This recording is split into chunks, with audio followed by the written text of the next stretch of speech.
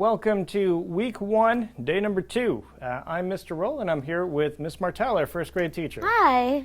So, first, before we begin our day, a couple quick announcements.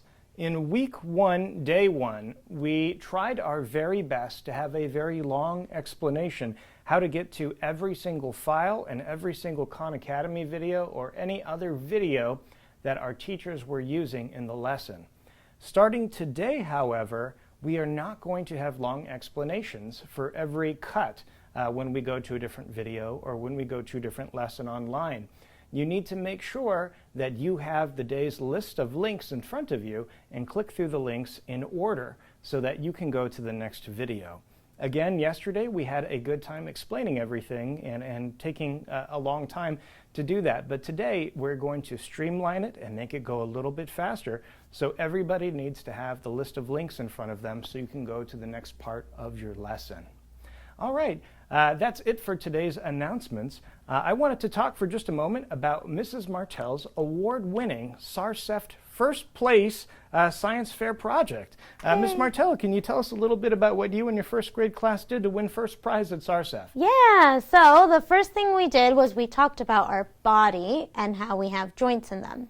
So just in case you don't remember, joints are those little things that help your fingers bend and your whole, anything that bends, that's what's in there. So we created a model hand. We called it our robot hand. Whoa. And it was able to move when we did that. That's really cool. Yeah, and then we had a whole experiment to see how long it would take to do stuff like write our name with using our joints and then without, and we did a couple of other things too. So, Ms. Martell, that's so cool. Thank you for sharing. Nice. Yeah, thank you. Well, at this time, it's time for our joke of the day and our Pledge of Allegiance. So, Ms. Martell, go ahead. Right. What do you call fake pasta? I don't know, Miss Martell. What do you call fake pasta? An impasta. Ah. That's cute. Get it? Because it's like an imposter, but impasta. All right. Good times. Miss Martell, if you would, please, let's go ahead and say our Pledge of Allegiance. Okay. Stand at attention, place your right hand over your heart, and let's begin. I pledge allegiance to the flag of the United States of America and to the republic for which it stands, one nation, under God, indivisible, with liberty and justice for all. Thank you so much, Miss Martell. All right, I guess it's time for us to all get to our classes. We'll see you in a minute. Bye. Bye. Hey guys, welcome to week 1, day 2. All right, here's going to be our agenda for the day.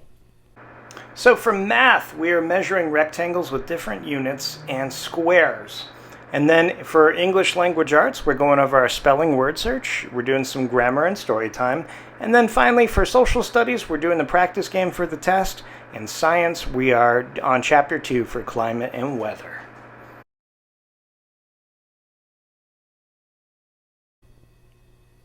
Hey guys, it's week 1, day 2, and we're into math. So yesterday we talked about our area, which is everything inside our rectangle or our shape.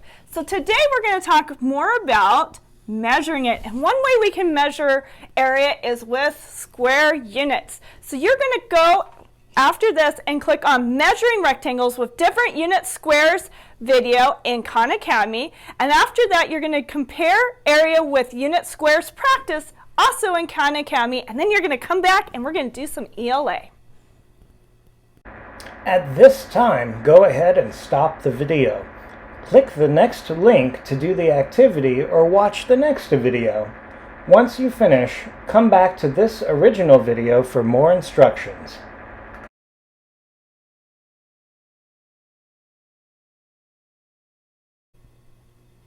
Hey guys, we're moving on to week 1, day 2 ELA, and the first thing we're going to work on is letters. So I have written you guys a letter, kind of letting you know some things that's been going on, and I want you guys to write me a letter. So some things that you need to remember is the indents at the beginning of your paragraph. You need to have a capital letter at the beginning of each sentence. You need to have punctuation at the end of each sentence. So I want to see periods, exclamation marks, or question marks after each sentence, please. And at least 3 sentences per paragraph. So I have written you a letter, and you're going to download the PDF so that you can see the structure and follow that to write your letter to me. And I look forward to reading them, guys. Hey kids, at this time, go ahead and stop the video. Click on the letter that Miss Stubbs wrote to you. Read through the letter and write her a letter back.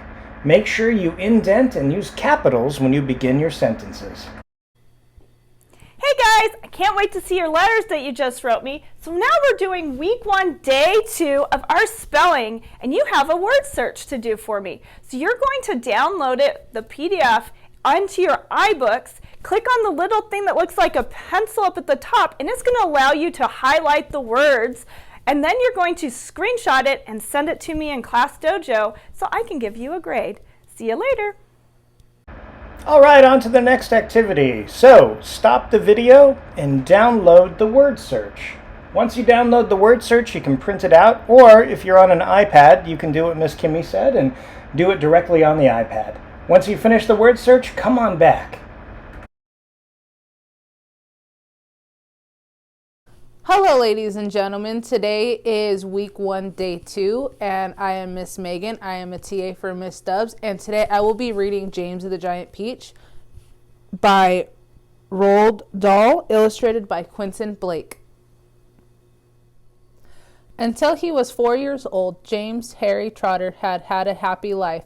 He lived peacefully with his mother and father in a beautiful house by the sea. There were always plenty of other children for him to play with, and there was the sandy beach for him to run on and the ocean to paddle in. It was the perfect life for a small boy. One day, James's mother and father went to London to do some shopping, and there a terrible thing had happened. Both of them suddenly got eaten up, in full daylight, mind you, on a crowded street, by the enormous, angry rhinoceros which had escaped from the London Zoo. Now this, as you can well imagine, was rather nasty experience for such 2 gentle parents, but in the long run it was far nastier for James than it was for them. Their troubles were all over in just a jiffy. They were dead and gone in 35 seconds flat. Poor James, on the other hand, was still very much alive. And all at once he found himself alone and frightened in a vast, unfriendly world. The lovely house by the seaside had to be sold immediately, and the little boy, carrying nothing but a small suitcase containing 1 pair of pajamas and a toothbrush, was sent away to live with his 2 aunts. Their names were Aunt Sponge and Aunt Spiker, and I am sorry to say that they were both really horrible people. They were selfish and lazy and cruel, and right from the beginning they started beating poor James for almost no reason at all. They never called him by his real name, but always referred to him as "you disgusting little beast," or "you filthy nuisance," or "you miserable creature." And they certainly never gave him any toys to play with or any picture books to look at. His room was as bare as a prison cell. They lived, Aunt Sponge, Aunt Spiker, and now James as well, in a queer, ramshackle house on top of a hillside in the south of England. The hill was so high, from almost anywhere in the garden James could look down and see for miles and miles across a marvelous landscape of woods and fields.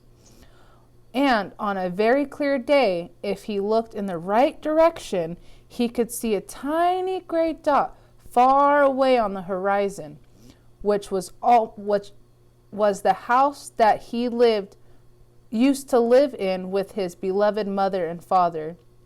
And just beyond that, he could see the ocean itself. a long, thin streak of blackish blue, like a line of ink beneath the rim of the sky.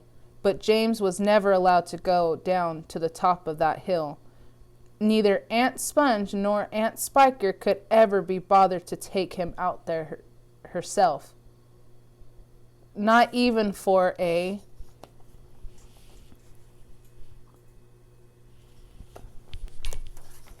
small walk or a picnic, and he certainly wasn't permitted to go alone. The nasty little beast will only get into mischief if he goes out of the garden, Aunt Spiker had said, and terrible punishments were promised him, such as being locked up in the cellar with the rats for a week. If he even so much as dared to climb over the fence. The garden, which covered the whole of the top of the hill, was large and desolate, and the only tree in the entire place, apart from a clump of dirty old laurel bushes at the far end, was an ancient peach tree that never gave any peaches. There was no swing, no seesaw, no sandpit, and no other children were ever invited to come up the hill to play with poor Jim, so much as a dog or a cat around to keep him company. And as time went on, he became sadder and sadder and more lonely.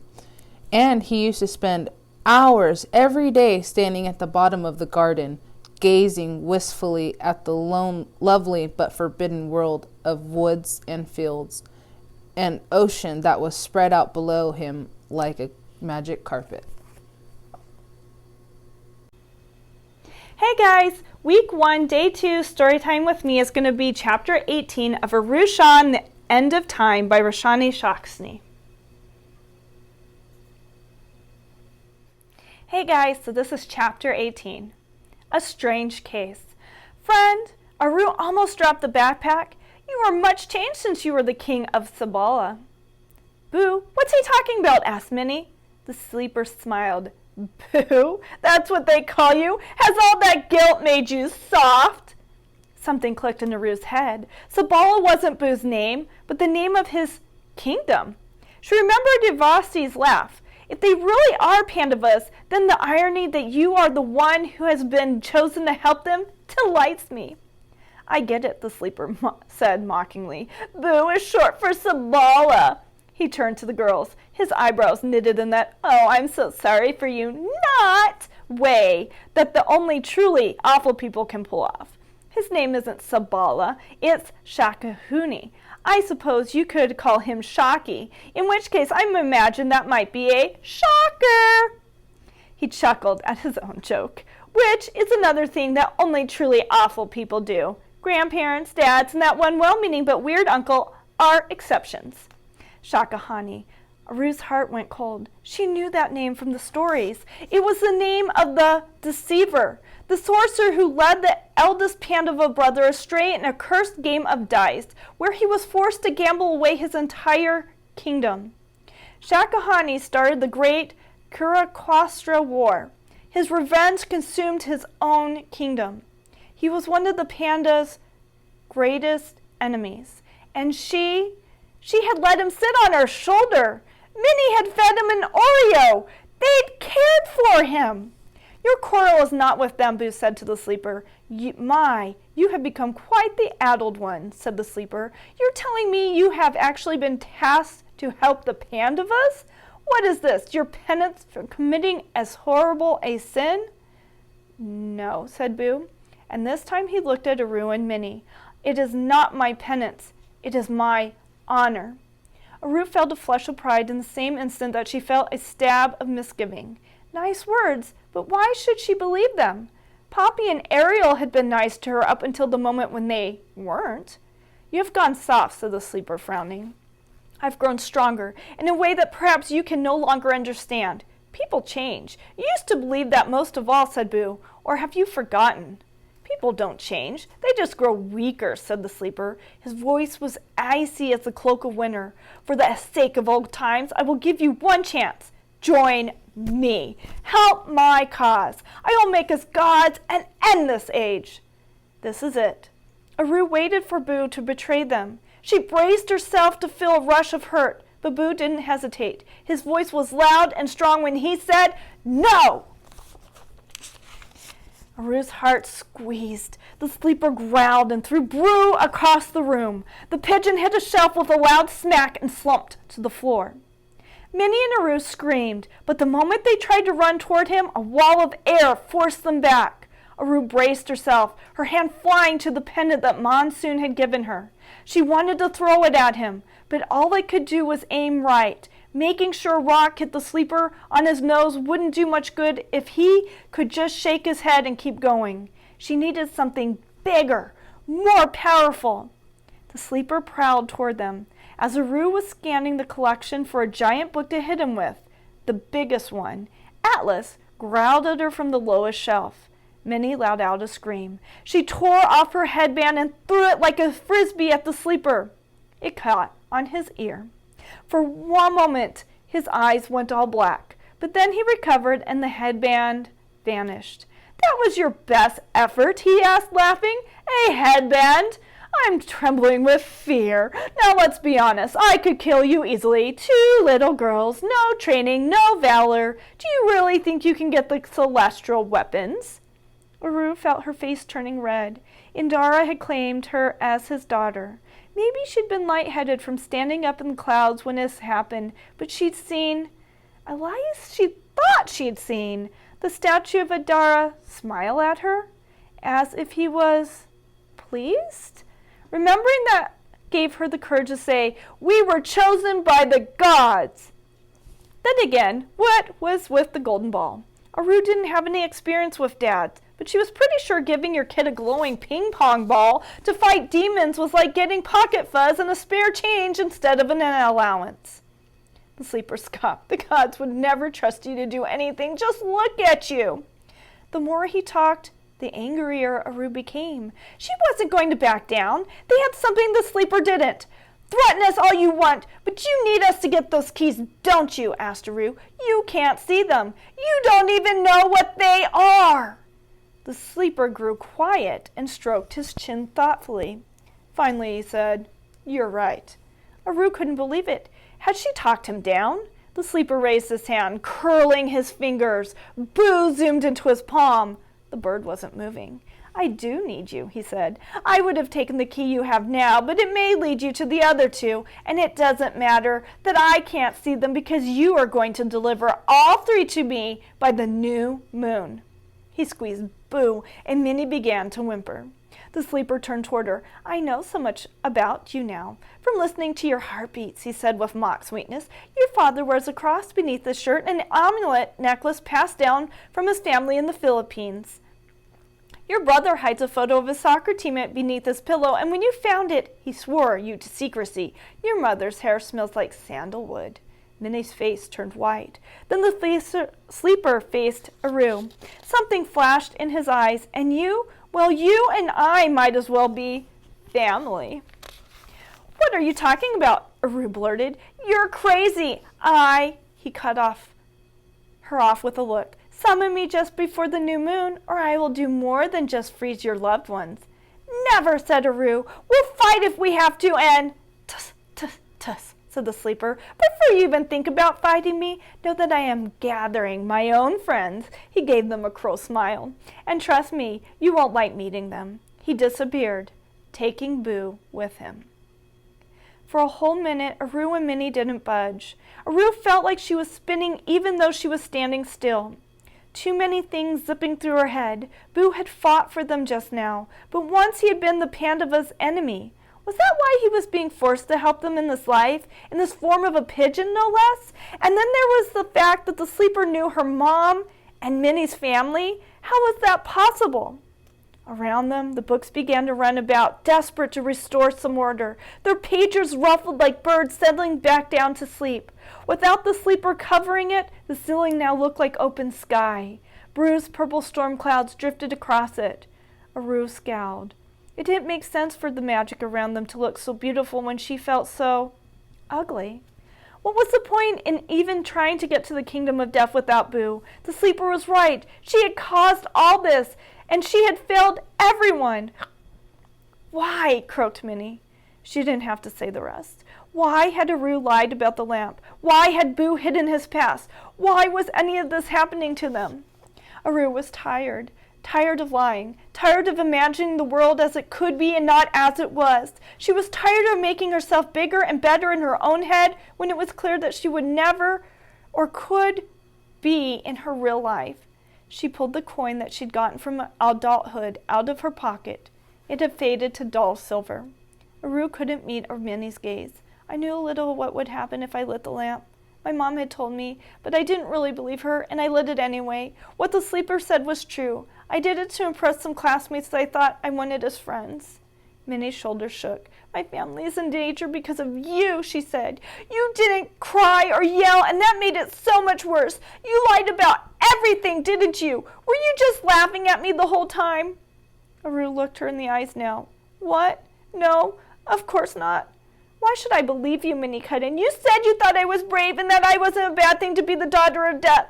She stared at Aru as she could get straight through her. You even told me that you wouldn't leave me behind. Minnie, I meant all of that. I don't care what you say because you're a liar. Aru Shaw. Minnie snatched the bite of adulthood for Aru. Hey, what are you doing? What it looks like I'm doing, said Minnie. She cut the coin in her backpack along with the sprig of youth. I'm finishing this. I have to try and save my family. But you need me, said Aru. She had that hot, stuffed inside a sausage feeling that always happened before she cried. She didn't want to cry. Maybe, said Minnie sadly, but I just don't trust you. Minnie pressed the image of the last key on her hand, a wave of water shimmering across her fingers. Minnie, wait!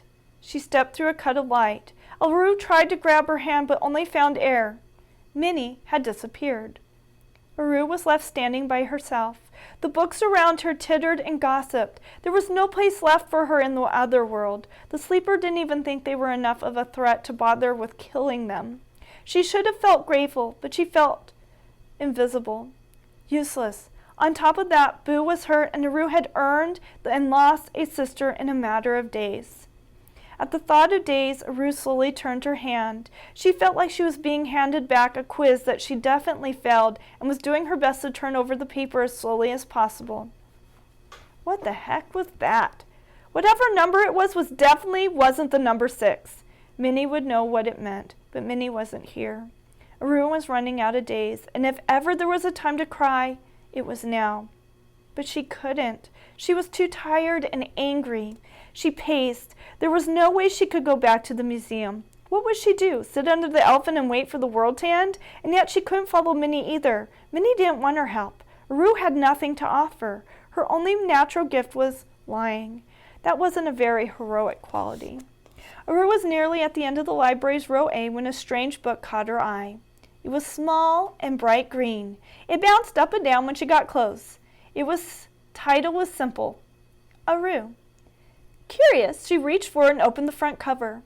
There she was. There was a picture of her at school, and there was another picture of her waiting at home for her mom.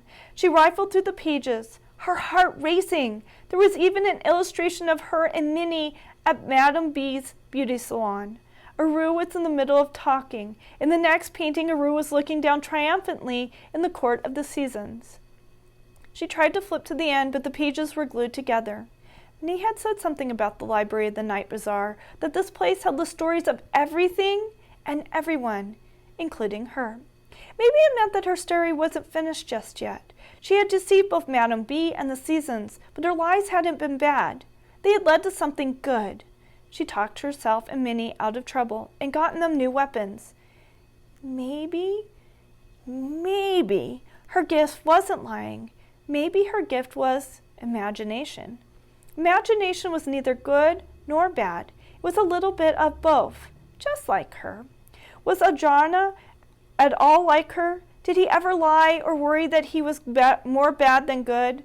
The legends made him sound perfect, but maybe if he'd grown up the way she did, he would have made mistakes too. It was hard to judge based on a story what she might have really been like. If she were writing about herself, she wouldn't put in the bad parts, only the good. Tales are slippery, her mother had often said. The truth of the story depends on who is telling it. If that Aru book was to be believed, it meant that her story wasn't finished yet. Aru glanced at her palm.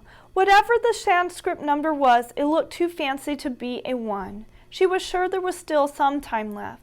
She closed her hand into a fist. Forget the sleeper. I'm going to fix this. Aru shut the book. Part of her wanted to take it with her, but she stopped herself. It reminded her of the time she'd passed the cemetery that had an apple tree. The fruit looked like jewels, and Aru had wanted to pluck one. But she had the weirdest sensation you weren't supposed to take them, let alone eat them. That was how she felt about the book. Aru ran her fingers along its green spine and felt an answering trace down her back. Then she forced herself to put it back on the shelf. As Aru rounded the corner, something bright caught her eye. It was the birdcage, the one the sleeper had carried. She remembered now it had rolled away from him. It had come to rest in the bee aisle. The shelves were noisy and it smelled like vanilla here. Baby, a small blue book, was wailing while backhand and backward took turns smacking each other with their covers. Aru knelt and picked up the birdcage. It seemed odd that the sleeper had taken the bird but not the cage. Rattling around inside were a few small clay figurines, each one longer than her pinky. She reached in and pulled out a goat, a crocodile, a pigeon, a snake, an owl, and a peacock. There were even 7-headed horse, and a tiger with its mouth still open in a roar. As she arranged the animals in a line on the floor, she frowned. Did the gods Dagra ride a tiger? And she could have sworn the god of war rode a peacock. Why would the sleeper be carrying this with him? Aru traced the manes of the 7-headed horse. Indara, her father, rode an animal like this, except it wasn't made of clay. Duh. In the stories, the creature was said to shine brighter than the moon. Aru pulled the glowing ball from her pocket so she could see the figurines better. The moment the light of Indara fell upon the clay, the entire chamber began to quake. Aru dropped the horse. Had it really been made of clay, it would have exploded into shards, but it didn't.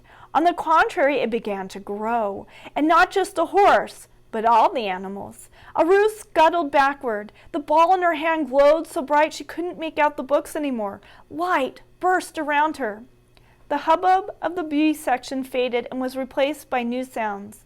The rustling of wings, the clap of hooves on the floor, the shuffling of a tiger, even the hiss of a snake. Aru blinked, her eyes adjusting. Standing before her were the stolen mounts of the gods. So that's what the sleeper was carrying the whole time. How could he leave it behind?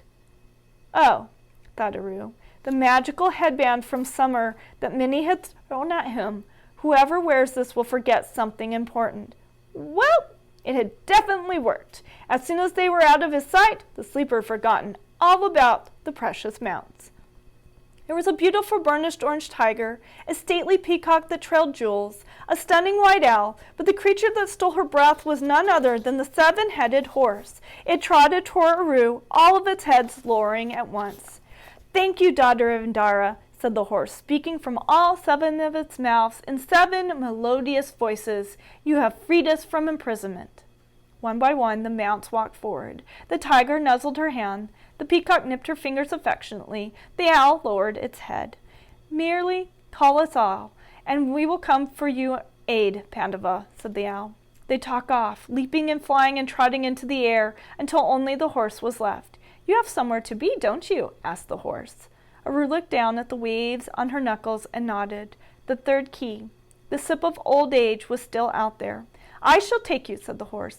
None can move faster than I, for I move at the speed of thought. Aru had never ridden a horse, unless you counted sitting on a rainbow-colored unicorn while revolving on a carousel and yelling, "Giddy up!" which definitely shouldn't count. A step stool magically appeared at the left side of the horse. Aru clambered atop it, shoving the ball back into her pocket. She swung her legs over the horse's broad back. Are you ready, daughter of Indara? It asked. Nope, said Aru. She took a deep breath, but let's go anyway. See you back tomorrow for chapter 19. Hey guys, welcome back to week 1, day 2, and we're moving on to social studies. So don't forget, our test is going to be week 1, day 5. And so we're going to practice our Who Wants to Be a Millionaire game today. So you're learning those answers. So do that and then come on back here for science. Again, let's go ahead and stop the video, kids. Open up your Who Wants to Be a Millionaire Ancient China edition and practice some of your ancient China facts. Once you're done, let's start up the video again and pick it up with Miss Stubbs where we left off. Hey guys, welcome back to week 1, day 2, and this is science. So yesterday you downloaded the student reader into your iBooks. So we're going to be working on chapter 2. So you're more than welcome to go and read it by yourself, or I'm going to read it to you here in a minute. But after we're done reading either yourself or with me or both, you're going to download the How Water Moves worksheet and turn that into me, fill it out and then turn it into me. So let's go on my reading. Water in the Atmosphere, Chapter 2. What do you think of when you think of nice weather? Do you imagine a dry and warm sunny day like here? Or maybe you picture a clear and cool day. You might even think of a day with warm, gentle rain. Sunshine is necessary for living things, but rain is important too. There is water on Earth's surface. There is water in the oceans and lakes. There is water in the atmosphere too, and even underground.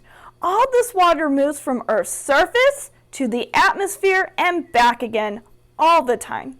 This water takes different forms as it moves. The movement of water from Earth's surface to the atmosphere helped all living things survive. Water falls to Earth as precipitation. One of the gases that occurs in our atmosphere is water vapor. Water in its gas form is called water vapor. Sometimes air contains a lot of water vapor. At other times, it contains less. When water vapor gas cools, it may change to tiny droplets of liquid water. This liquid water may fall from the sky. This is precipitation. Precipitation can take the form of rain, snow, sleet, or hail. Raindrops is liquid water. Snow is frozen water in the form of ice crystals. Sleet is tiny frozen pellets of water. Hail is icy, round balls. The type of precipitation that falls depends on air temperature. Rain falls when the temperature is above freezing. When it is below freezing, sleet and snow fall. Hail forms high in the atmosphere where it is very cold. It hits the ground before it can melt. Hail can fall any time of year. Water rises into the atmosphere when it evaporates. You know that water falls from the sky, but how does it get into the air? Water moves in a cycle from Earth's surface to the air and back again. Energy from sunlight causes water on Earth's surface to evaporate. That means it changes from a liquid to a gas. This gas, water vapor, then rises and becomes part of the atmosphere. Sometimes there is a lot of water vapor in the air. At other times, air contains less water vapor. Scientists can measure the amount of water in the air. Humidity is the measure of how much water vapor the air in the place contains. Water vapor condenses to form liquid water. Water vapor rises into the atmosphere. High up in the atmosphere is cooler than air near the ground. The cool air causes the water vapor to condense or turn back into a liquid. Tiny droplets or ice crystals come together to make clouds we see when we look at the sky. When enough tiny droplets collect in a cloud, they become too heavy to stay in the sky. They fall down to the ground as precipitation. Not all clouds produce precipitation, though. You might see tiny wispy clouds or puffy and white clouds when the weather is fair. That's the end of our chapter. Go do your worksheet. See you back for later. For the last assignment of the day, download the How Water Moves worksheet. Go ahead and do the worksheet, and then come on back to say goodbye to Miss Stubbs for the day.